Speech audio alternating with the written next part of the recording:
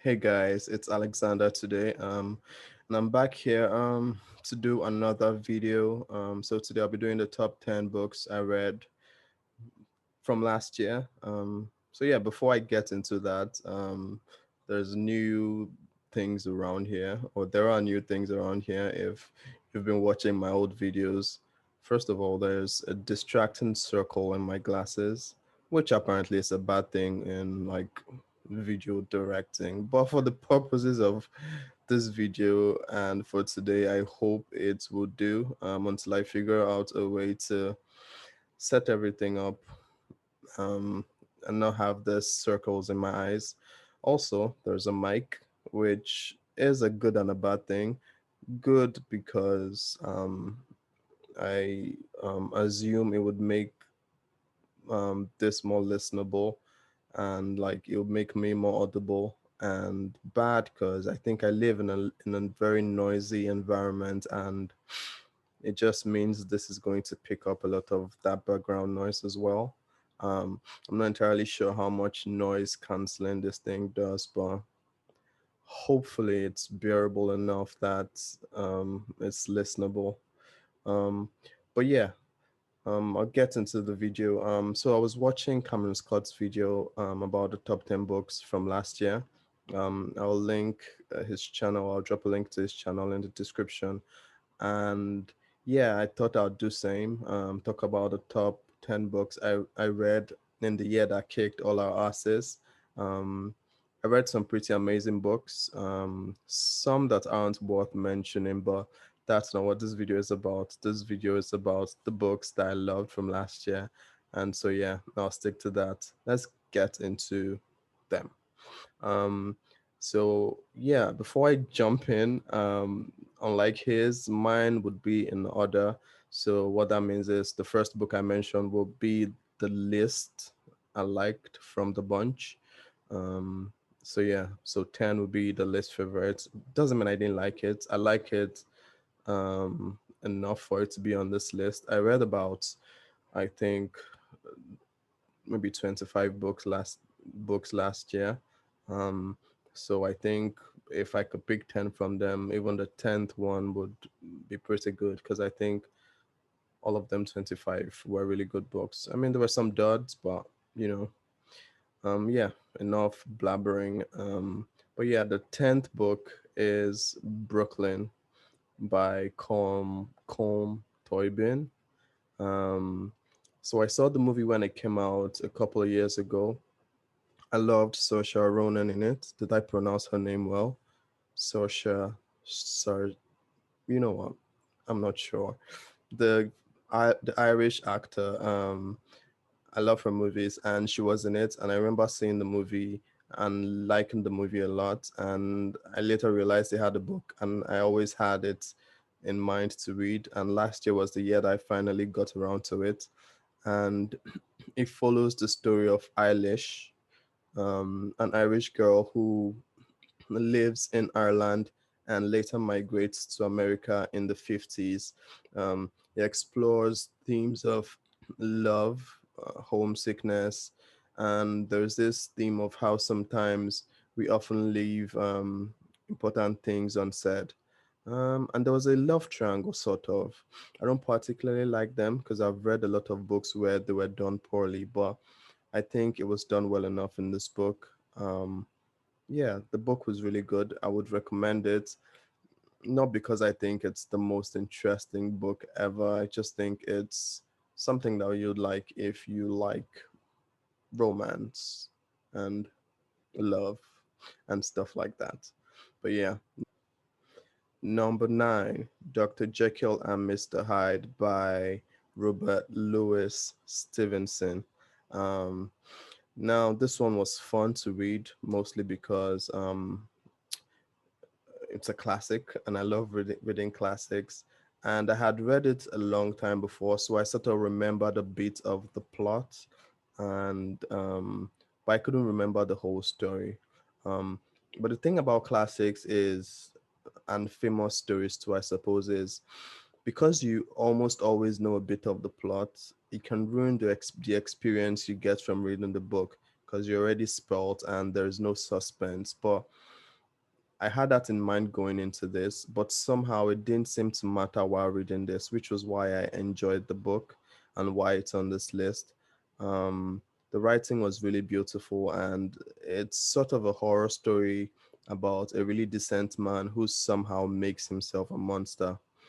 And the story is weird in the way that if I feel like if you skipped the initial 90% of the book and went straight into the last chapter, you would still get the gist of what exactly happens in the book. And that's crazy, I think, considering how short this book is. I really liked it. I make it a point to read classics, a couple every year. And this one was a really fun read for me, really short, and I enjoyed it a lot.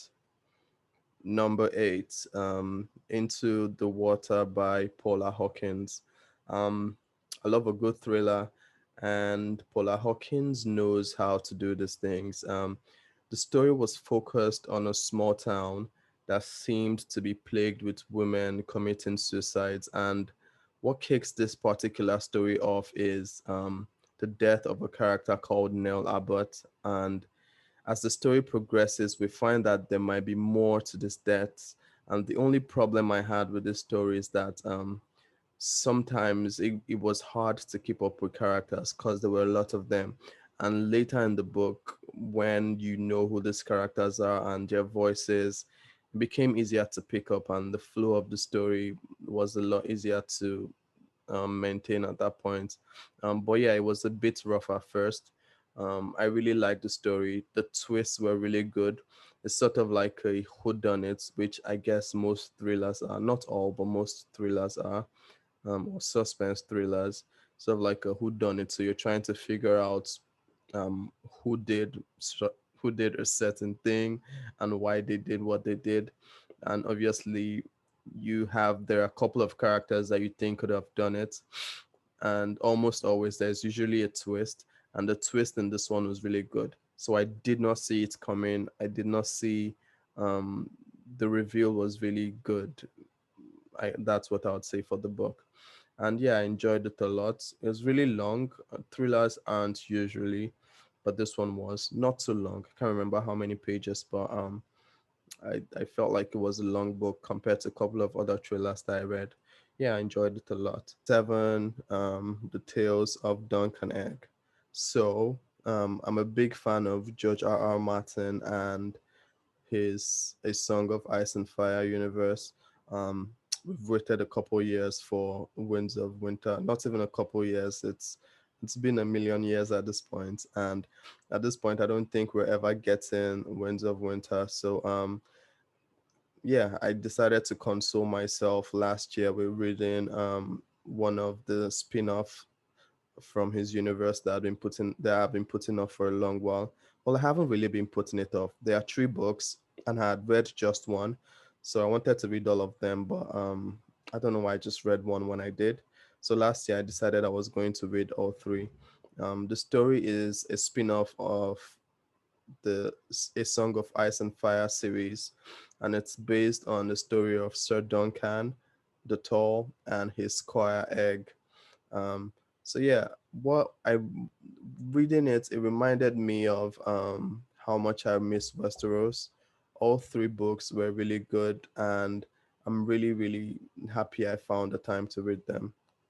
The first book of the three, The Hedge Knights, I really enjoyed. The second one was the Swan Sword, and the last one was the Mystery Knight. I think I enjoyed them in that order. I think I enjoyed the last one the most, and the first one the least. And saying that, they were all really good. I think George R. R. Martin can do no wrong with these books really, and it was an amazing ride, and I'm really happy I took out the time to read those books. And because of that, I think I might do a Song of Ice and Fire we read very soon.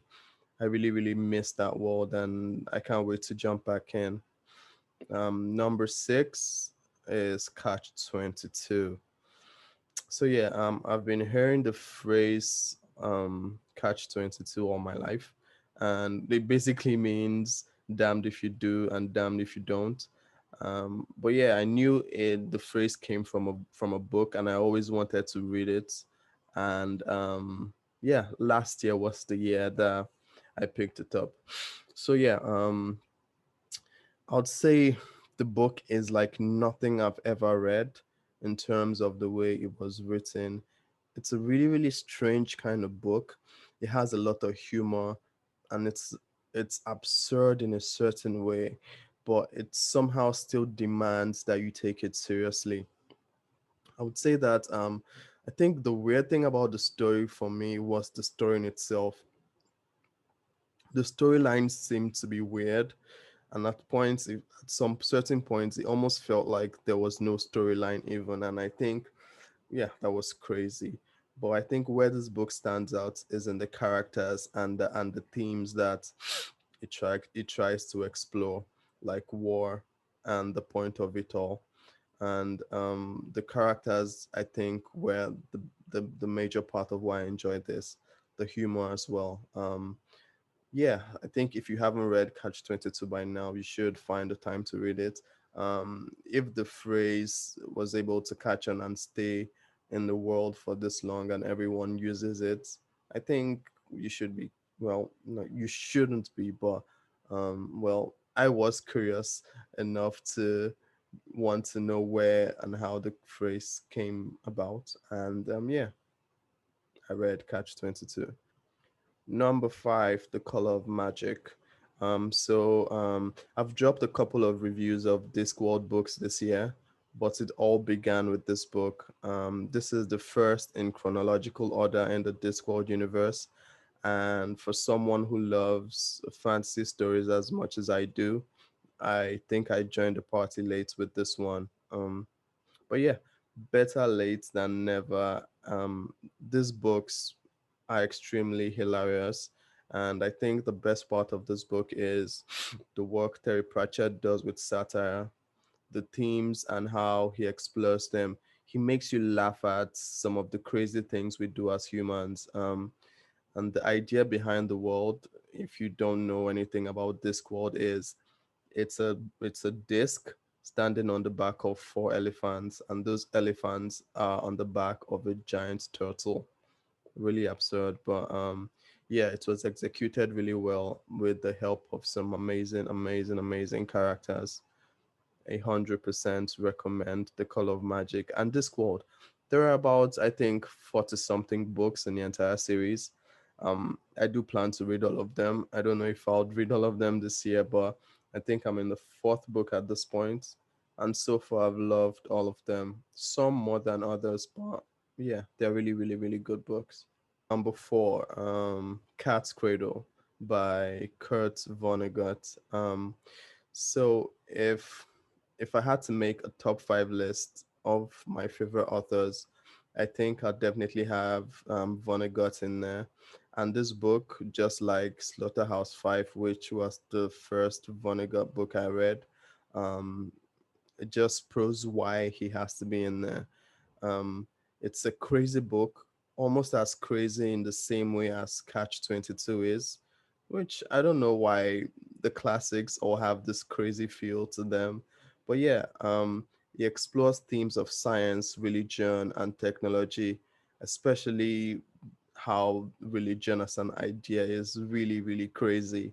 The book really was a real eye opener for me, and it changed the way I thought about a lot of things, religion in particular. Um, I think I had the same feeling I had when I was reading Slaughterhouse Five, reading this, saying this guy is insane. What he does with words, his prose, and the characters, it's just amazing. If you haven't read any Vonnegut, you should. I highly recommend this one. Now, I say I recommend it, but I wouldn't say it's an easy read. It's not a breeze through. So it's not like say a thriller or a romance novel where it's a breeze and it's fast paced. This one isn't. but it's one of them books where I think if you persevere, you find the end of the book very, very, very rewarding. Yeah, I plan to read another Vonnegut this year. I'm not sure which. I haven't decided on that yet, but we'll see. Number three, Dark Age by Pierce Brown. Um, is there much to say about this series, really? It's the fifth book in the really popular sci-fi series Red Rising. I've been a huge fan of this series since I read them a couple years ago. I read the first book a couple years ago, and I've read them religiously since then. Whenever any new volume comes out, I read this volume late though, because I think the size of it kept putting me off, and I was very busy with work, and I couldn't just find a block of time to devote to reading the book because I wanted to read it in that way. I didn't want to read a couple pages and then leave it and then return to it who knows when. I didn't think I'd enjoy it that way. But last year the quarantine helped, gave everybody time. So yeah, I took out time last year to read it. And I remember I had a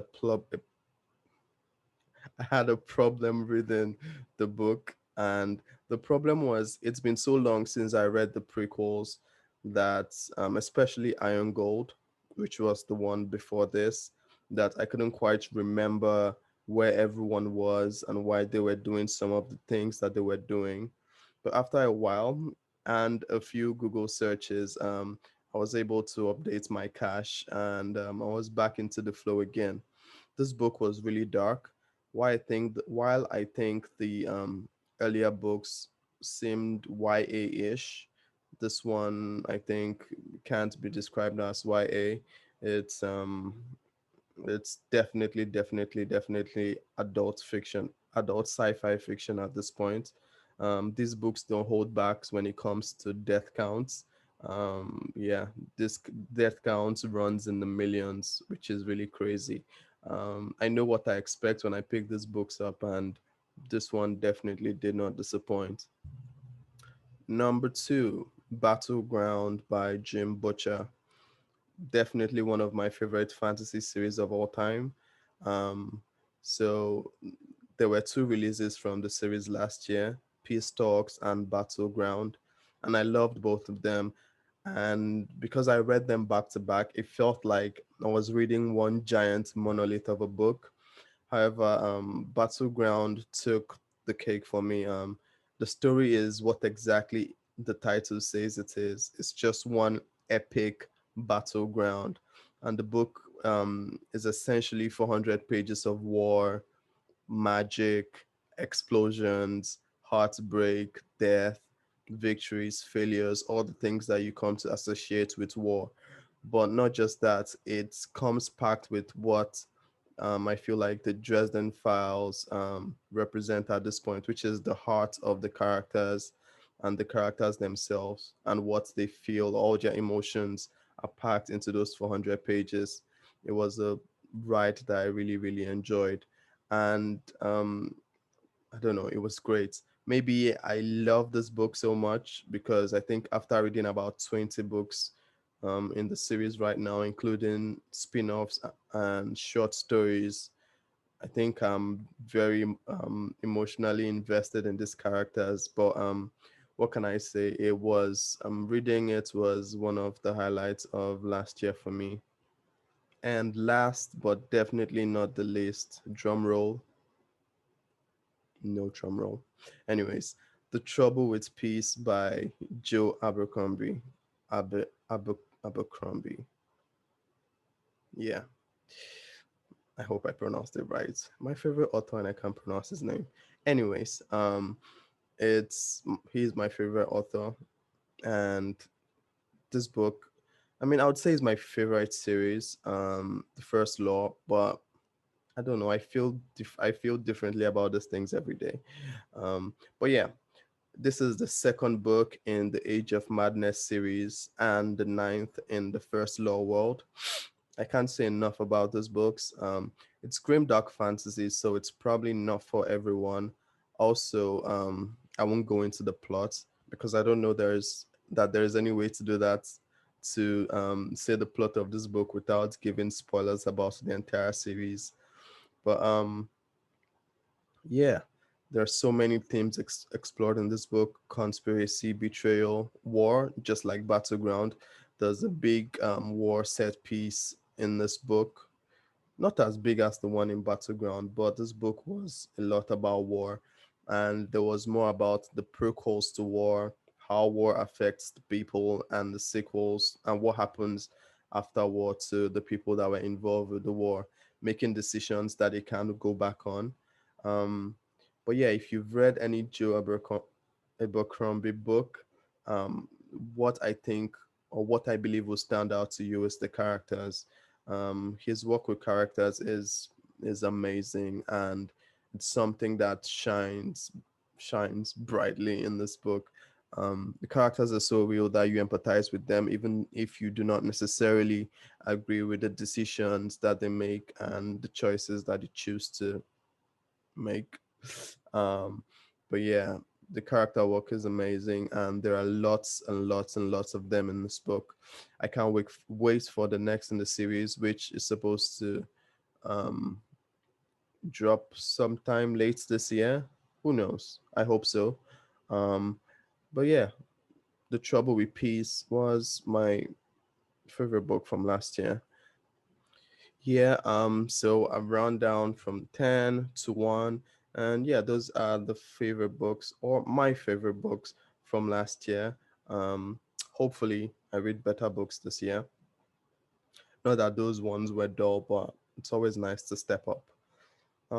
Thanks for watching. Catch you again in the next one, and who knows, there might be something different in the next video. Who knows, I might not have lights anymore and I'll be in the dark again, or the camera might be somewhere else.